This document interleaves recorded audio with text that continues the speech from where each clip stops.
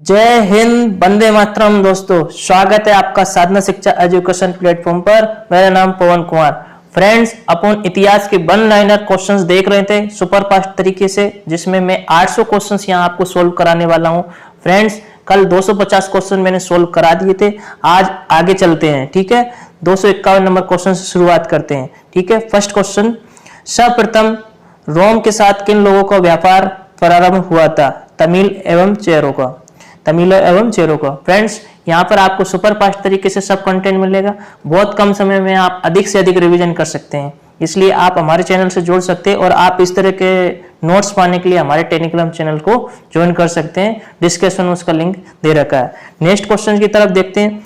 प्रसिद्ध रेशम मार्ग पर किस वंश के शासकों का अधिकार था? तो वो कुषाणों का था। किस काल में अच्युत की अवधारणा स्पष्ट रूप से उदित हुआ? तो धर्मशास्त्र के काल में हुआ था। नेक्स्ट क्वेश्चन, प्राचीन भारत में कनिष्क नाम से किसे जाना जाता था? प्राचीन भारत में निष्क नाम से किसे जाना जाता था? तो स्वर्ण आभूषण को। कौन सा वेद असंत गद्य रूप में भी रचित है? तो वो यजुर्वेद गद्य रूप में भी रचित है, मतलब आंशिक रूप से।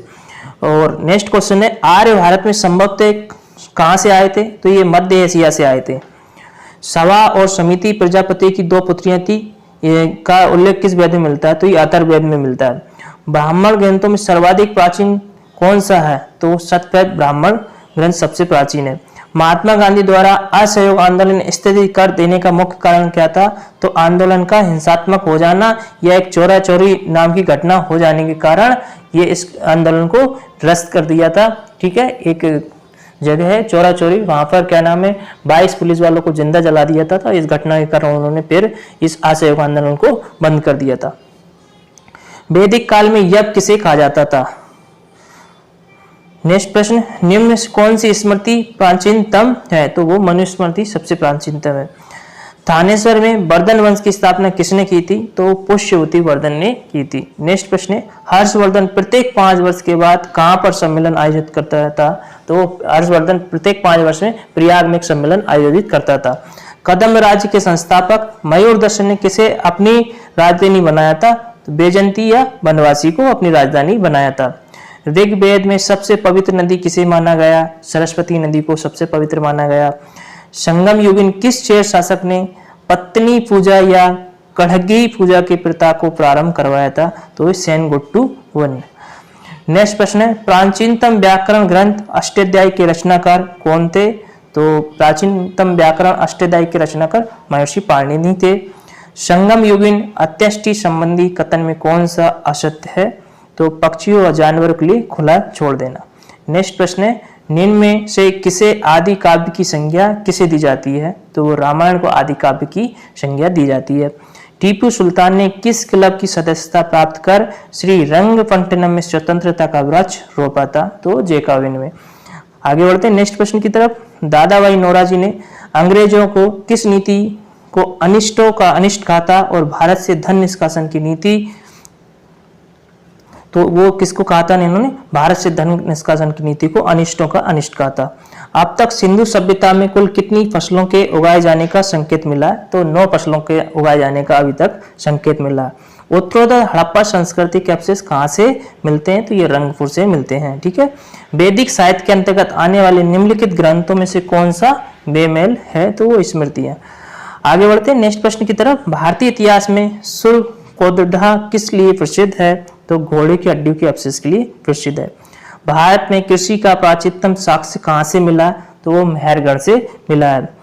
अमर कोश में कुल कितने प्रकार की भूमि का वर्णन मिलता है? तो 12 प्रकार की भूमि का वर्णन मिलता है। भारतीय मजदूरों के असंतोष की अभिव्यक्ति सर्वप्रथम कहां के मजदूरों की हड़ताल के रूप में देखने को मिलती है? तो नागपुर के मजदूरों के रूप में देखने को मिलती है। मोहनजोदड़ो की सबसे बड़ी इमारत निम्न में से कौन सी है? तो वो अन्नागर सबसे बड़ी देखने को मिलती है। नेक्स्ट प्रश्न है, सिंधु सभ्यता में कुम्भकारों के भट्टों के अवशेष कहां से मिलते हैं? तो मोहनजोदड़ो में। आगे देखते हैं नेक्स्ट प्रश्न, सैंदव निवासियों का प्रिय पशु निम्न में से कौन सा था? तो सैंदव निवासियों का प्रिय पशु सांड था। हड़प्पा सभ्यता के अंतर्गत हल से जोते गए खेतों के साक्ष्य कहां से मिलते हैं? तो कालीगंगा से मिलते हैं।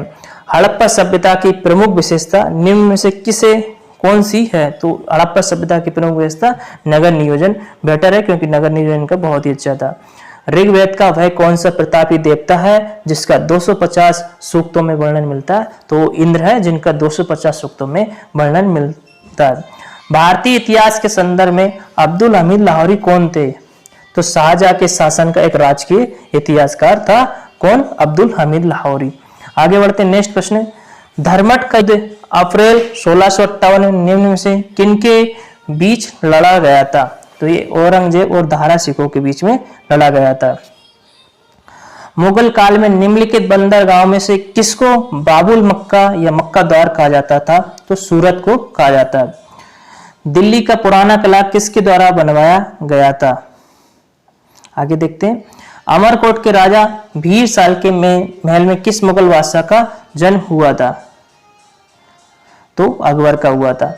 मुगल दरबार में पर्दा शासन के लिए जिम्मेदार अंत का खेल या अरम दल की सर्वप्रथम सदस्यता कौन थी? महम अनगा। मेजर। नेक्स्ट प्रश्न है। निम्न इतिहासकारों से किसने अकबर को इस्लाम धर्म का शत्रु कहा था? तो बंदायूं ने कहा था। अकबर ने किसे कविराय या कविराज की उपाधि प्रदान की थी?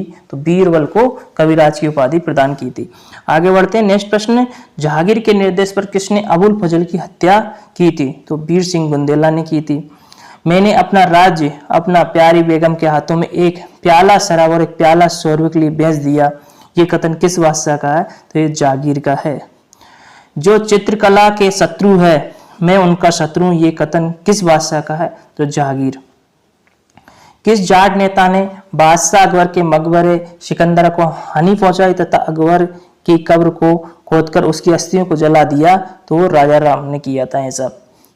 किस मुगल बादशाह को उसकी प्रजा शाही पेश में एक फकीर कहती थी?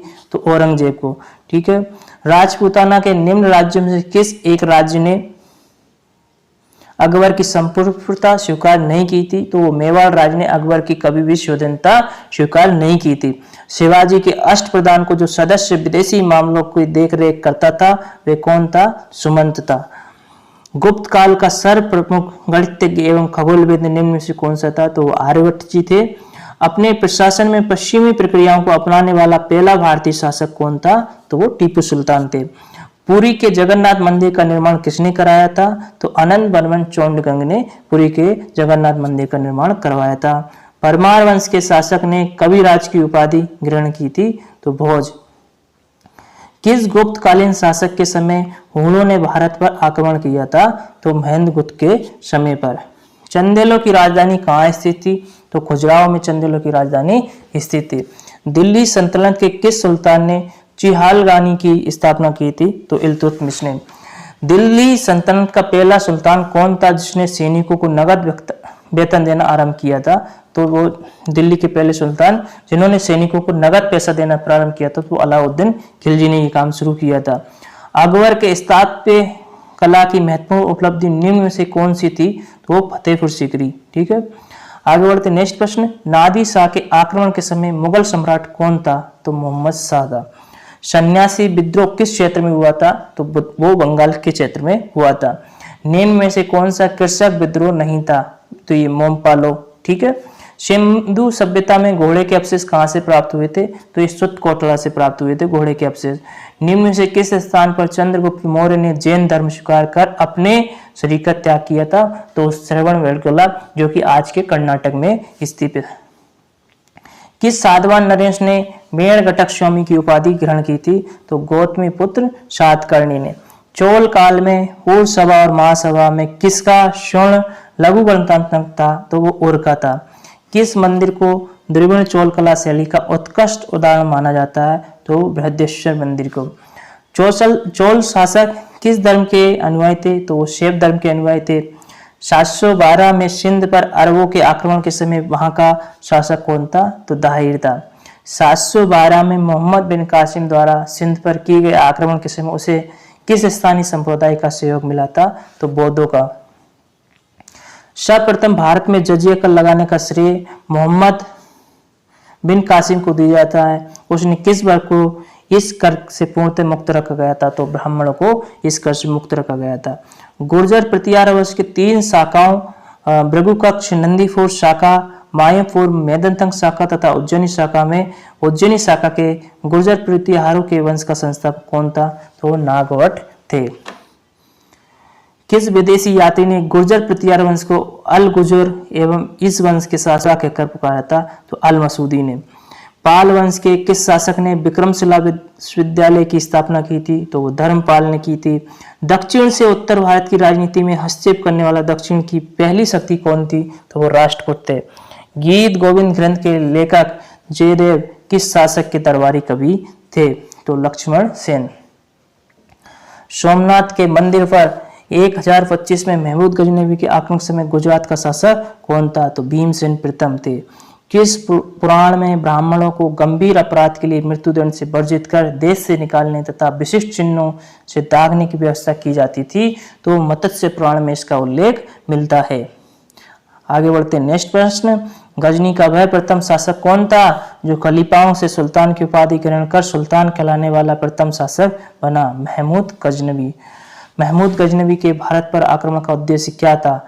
मध्य एशिया में एक बड़े साम्राज्य की स्थापना के लिए धन प्राप्त करना। उसका मतलब भारत पर बार बार आक्रमण करने का सबसे बड़ा मेन उद्देश्य धन लूटना था और मध्य एशिया पे एक बड़ा विशाल साम्राज्य स्थापित करना। सिंधु सभ्यता के घर किससे बनाए जाते थे? तो वो ईंट से बनाए जाते थे। मोहनजोदड़ो कहाँ स्थित है? तो ये सिंध में स्थापित है।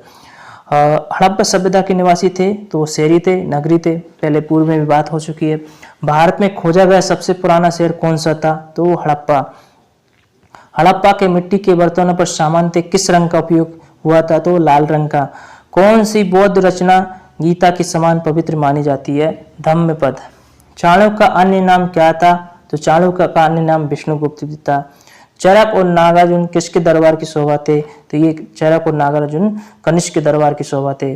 भारत में सर्वप्रथम स्वर्ण मुद्रा किसने चलवाई थी? तो इंडो बैक्ट्रियन ने चलवाई थी। आगे बढ़ते नेक्स्ट प्रश्न। अमर कोश के लेखक अमर सिंह किस शासक के दरबार से जुड़े हुए थे? तो ये चंद्रगुप्त द्वितीय से जुड़े हुए थे। कालिदास द्वारा रचित मालविकनी मित्र नाटक का नायक कौन था? तो अग्निमित्र तेज के।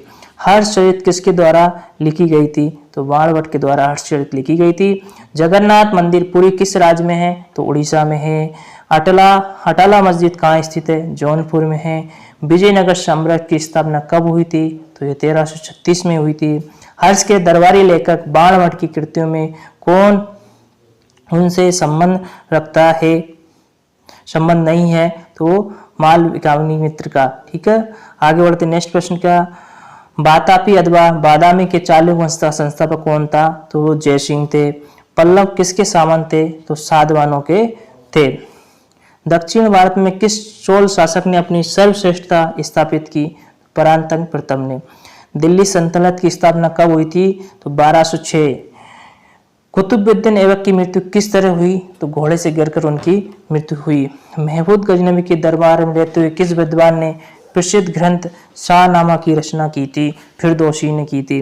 मुगल वंश का 6वां शासक कौन था? तो औरंगजेब था। पृथ्वीराज चौहान के विरुद्ध लड़ने के लिए किस राजवंश शासक ने मोहम्मद गौरी को आमंत्रित किया था? तो जयचंद्र ने ये काम किया था। सुल्तान चुने जाने के समय इल्तुतमिश भारत में किस प्रांत का गवर्नर था? बदायूं अमेरों के दल का।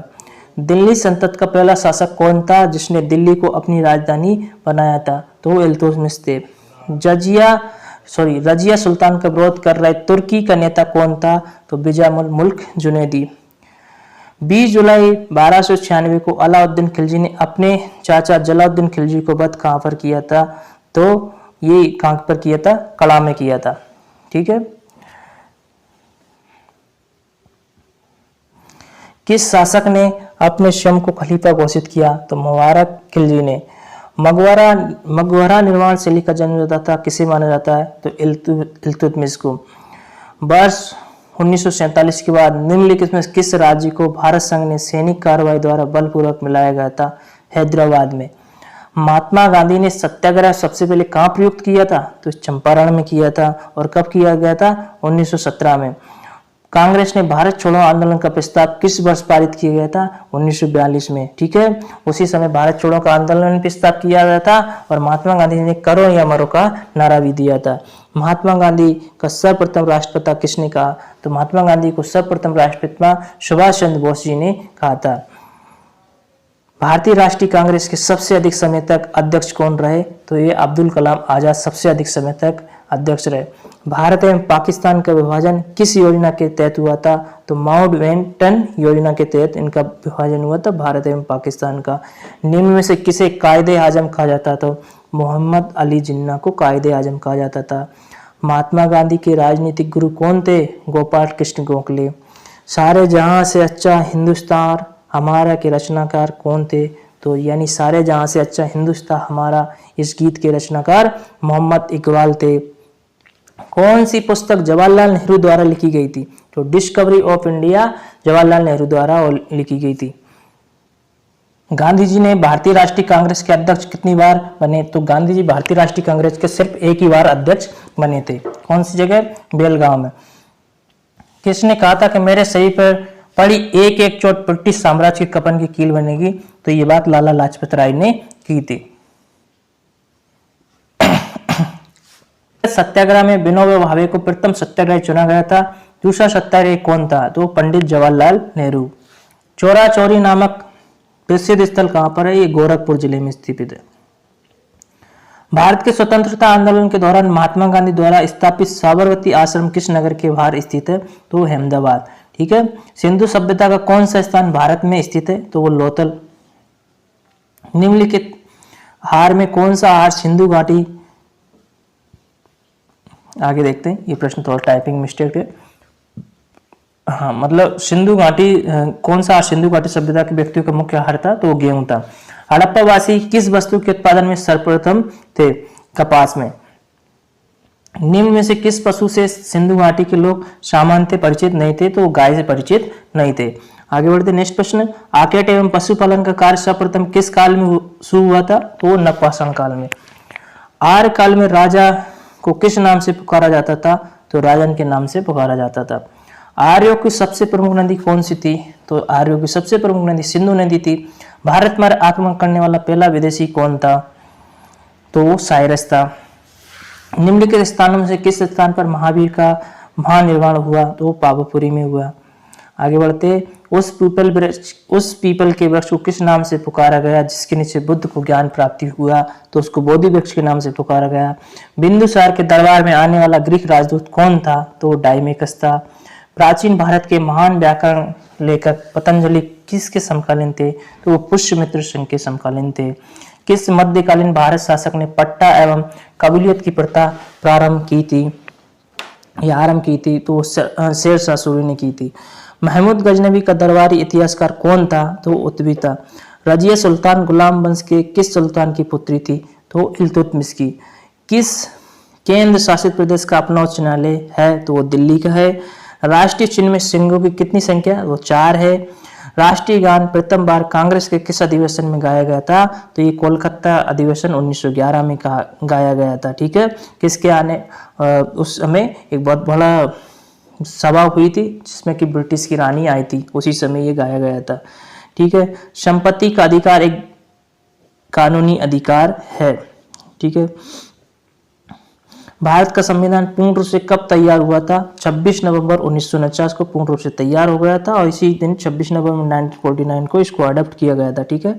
भारत का राष्ट्रपति किसको संबोधित करके अपना त्यागपत्र लिखेगा? उपराष्ट्रपति को संबोधित करके। त्यागपत्र किसको देगा? उपराष्ट्रपति को ही देगा। सर्वोच्च न्यायालय की स्थापना कैसे की गई थी? भारत सरकार अधिनियम 1935 के अंतर्गत। संविधान सभा के अस्थायी अध्यक्ष कौन थे? तो सच्चिदानंद सिन्हा संविधान सभा के अस्थायी अध्यक्ष थे और स्थायी अध्यक्ष कौन थे? डॉक्टर राजेंद्र प्रसाद। नेक्स्ट प्रश्न, पहली बार राष्ट्रपति शासन कब लागू किया गया था? तो ये किया गया था 20 जून 1951 को। ठीक है। आगे बढ़ते, भारत में राज्यपाल बनने वाली पहली महिला कौन थी? तो सरोजिनी नायडू। ठीक है। भारत में पहली महिला राज्यपाल कौन बनी थी? सरोजिनी नायडू। अक्टूबर 1959 में पंचायती राज भारत में सर्वप्रथम कहां से प्रारंभ किया गया था? ये तो राजस्थान के नागौर से प्रारंभ किया गया था। भाषाई आधार पर कौन सा राज्य सर्वप्रथम बना था? तो आंध्र प्रदेश भाषाई उसके तहत सर्वप्रथम राज्य बना था। भारत के नियंत्रक और महालेखा परीक्षक की नियुक्ति निम्न में से किसके द्वारा होती है? तो राष्ट्रपति जी के द्वारा होती है। उच्च न्यायालय के न्यायाधीशों की संख्या में वृद्धि करने की शक्ति किसके पास है? तो संसद के पास है। किस राज्य को अपना उच्च न्यायालय, अपना राज्य उच्च न्यायालय नहीं है? भारत का राष्ट्रीय प्रसंग किस संबंध पर आधारित है? शक संबंध पर आधारित है। आनंद मन के लेखक कौन है? बंकिम चंद्र चटर्जी है। निम्नलिखित में कौन सी कृति रविन्द्रनाथ टैगोर की नहीं है? तो वो कपाल कुंडल एंडिंग नहीं है। किस गवर्नर के कार्यकाल के दौरान कलकत्ता के विक्टोरिया मेमोरियल हॉल का निर्माण हुआ था? तो हार्डिंग के समय। भारत के राष्ट्रीय ध्वज को डिजाइन किसने तैयार किया गया था? तो मैडम बीकाजी कामा ने पहले सबसे पहले किया था, पर बाद में और इसकी जर्नी और भी रही है। फिर नेक्स्ट प्रश्न है, देवदास उपन्यास के रचनाकार कौन थे? सो शरद चंद्र। ठीक है। 27 दिसंबर 1911 में पहली बार जन गण मन कहाँ पर गाया गया था? तो ये कोलकाता में गाया गया था। पूर्व में भी प्रश्न आया था। भारत में पहला समाचार पत्र किसने शुरू किया था? तो जेम्स हिक्की ने। शेडलर आयोग का संबंध किससे था? तो ये शिक्षा से था। भारत में सिविल सेवाओं का सूत्रपात किसने किया था? लॉर्ड कॉर्नवालिस ने। किस वर्ष उड़ीसा बिहार से पृथक हुआ? तो 1936 में। पत्रकार के कर्तव्य का निर्वहन करते हुए जेल जाने वाला प्रथम भारतीय कौन था? तो बाल गंगाधर तिलक। स्वतंत्र भारत का अंतिम गवर्नर जनरल कौन था? सी राजगोपालचारी। बनारस हिंदू विश्वविद्यालय के संस्थापक कौन थे? मदन मोहन मालवीय जी थे। भूदान आंदोलन किसने प्रारंभ किया था? तो वो विनोबा भावे ने किया था। निम्न में से किसका मूल नाम अली गुरसास्प था? अलाउद्दीन खिलजी का। कृष्णदेव राय कहाँ के राजा थे? तो ये विजयनगर के राजा थे। हम्पी का खुला संग्रहालय किस राज्य में? कर्नाटक में। अटाला मस्जिद कहाँ स्थित है? ये तो जौनपुर में है।